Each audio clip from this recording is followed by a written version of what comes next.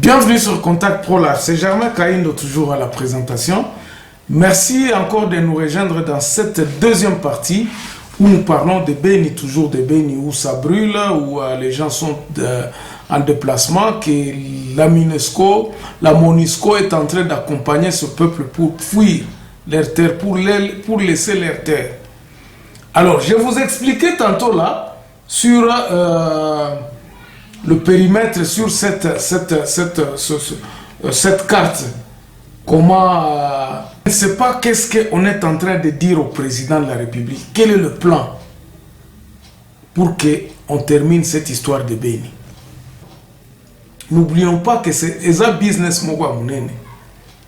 Makambo ya osalema na Beni eza business ya munene makasi. Je vais vous rappeler, je vais vous conter une histoire que moi-même, j'ai entendu parler d'un grand, d'un aîné, Munyamulenge. L'aîné parle du moment où ils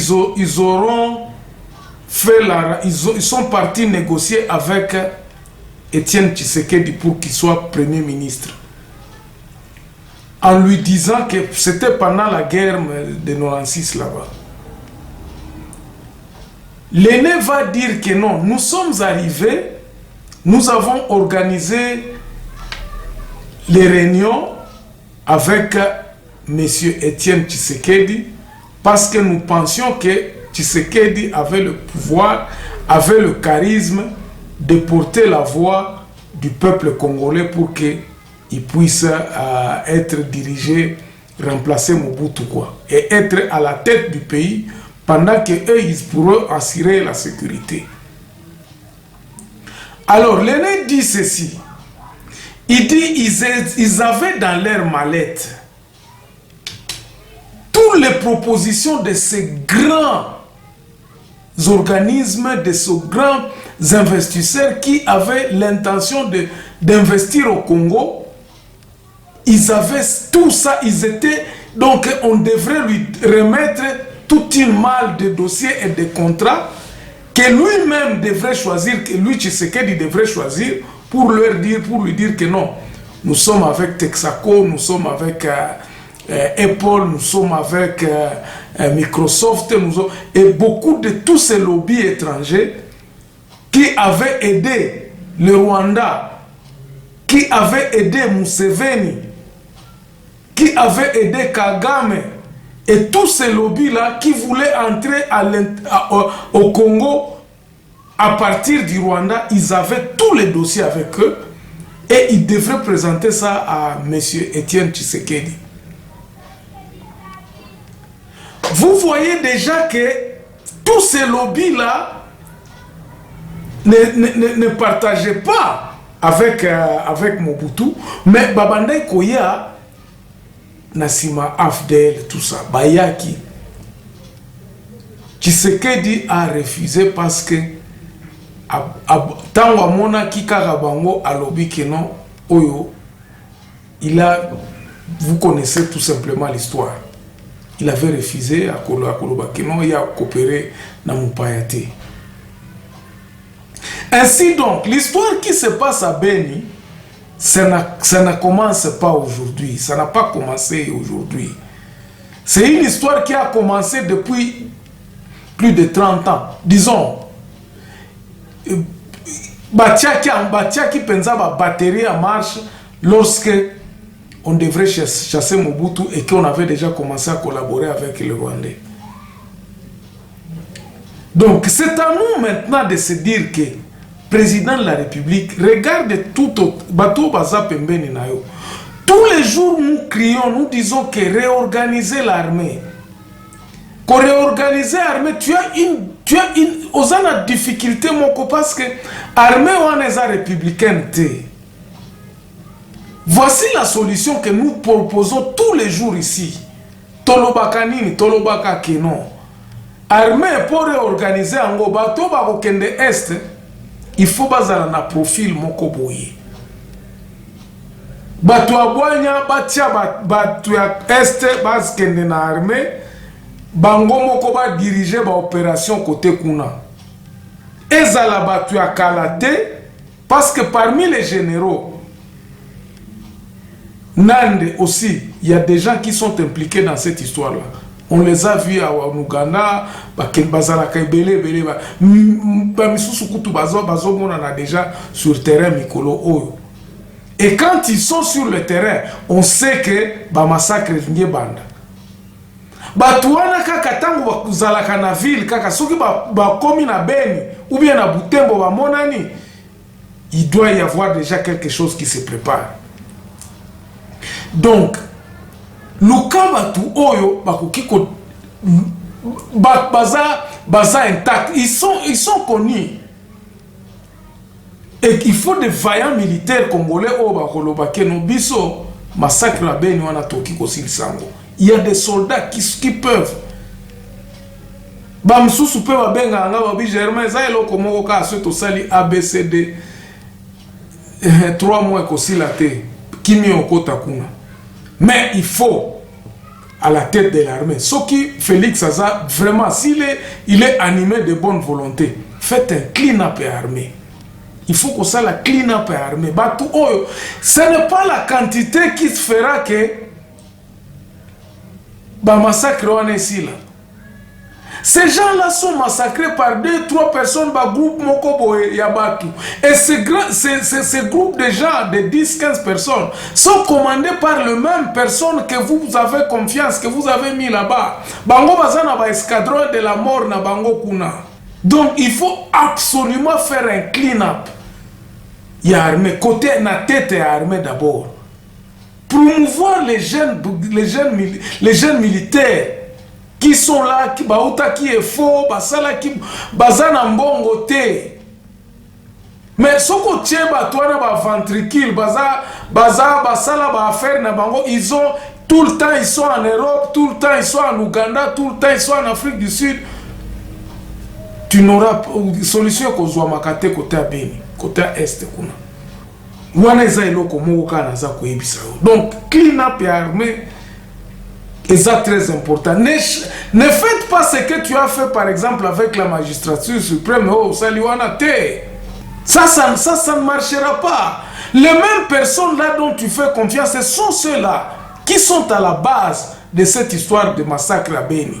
Tous les 11 généraux, si c'est 12 généraux qui sont là-bas, ce sont ces mêmes personnes qui nous tuent. Tu continuer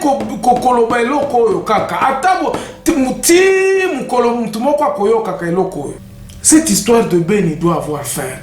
Il faut militaire nabiso. Quel est le profil des gens qui doivent aller à Beni? Guerre à Moulenge. Pourquoi ça koloba que non ba mai oh ba attaquer boye tout ça? Ça c'est faux. C'est faux, ce sont les faux maïmaï.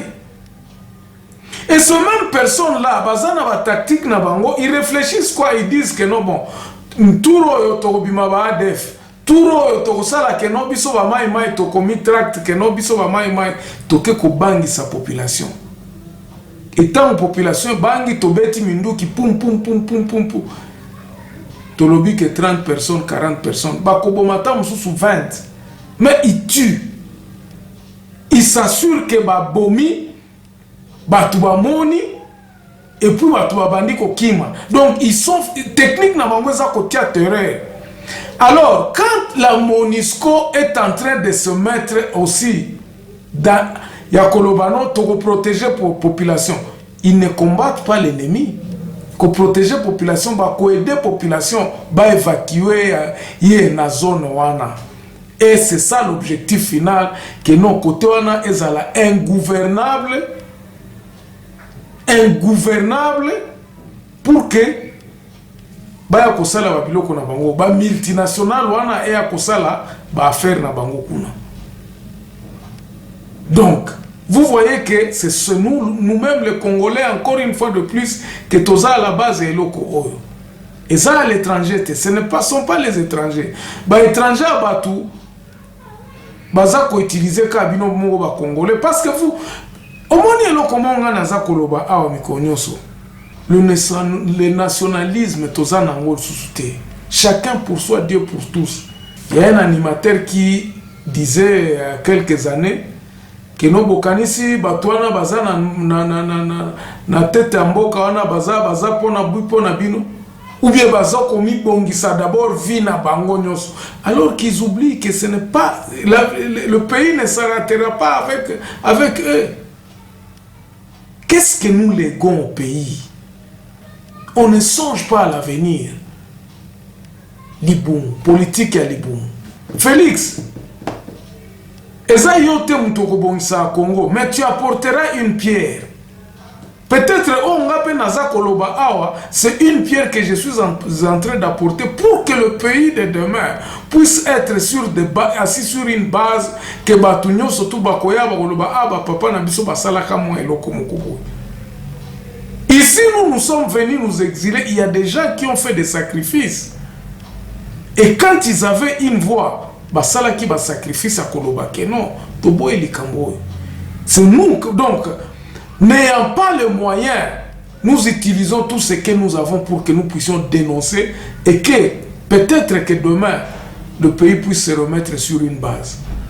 Et ils ont construit que banana biso baya kokuta kamboka Congo ezali. Si nous échouons, ezakaka mboka na biso continuer ti bokoyoka kaka to comme neti ba Yougoslavie. Ça n'avait pas commencé dans un clin d'œil. Et loko balkanisation ya ba Yougoslavie kuna e bandaka pe kala ti e kokoma. Biso moko il faut to sala vraiment hange comme baloba na Swahili. Tufanye hange sana tusipatie ennemi raison ata na tusikwe décourager. Victoire iko tu, mais bale watu wenye biko banachinjiwa kila siku na FARDC peke. Je vous encourage les amis de Beni, boki mate baya ko bomela biso pa na biso toko kimate toko vida ka Beni te. Au moins, surtout ou banani se concentrer na Beni pour que nous puissions nous réorganiser. Parce que bokotika la kuna na zamba kuna binonyo so tout. Soki bokimi bobandi ko kende côté to komi ko kende côté ya Kisangani wana nde bakozwa raison. S'il faut que tokima que les gens qui sont en mobile, qui sont à Kamango à Semuliki, baya bango nyoso tout na Beni. Qui viennent à Beni. Et ça, nous ne laisserons jamais notre terre. Parce que ceux qui viennent à Beni, bako, ni nango bazo sala. Bazako linga kenoto kende kota irengeti ti to kende ti rumu to banda ba population na banande nyo so banda matakota likolo kuna.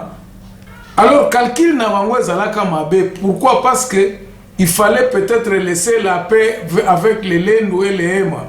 Boke lisusu kotia ba trouble kuna, alors munande alongwa na Beni akende kotia ba Ema na ba Lendu kuna. Jamais munande okimela kuna te. Yango wana plan na bango échouaki. Le plan a lamentablement échoué.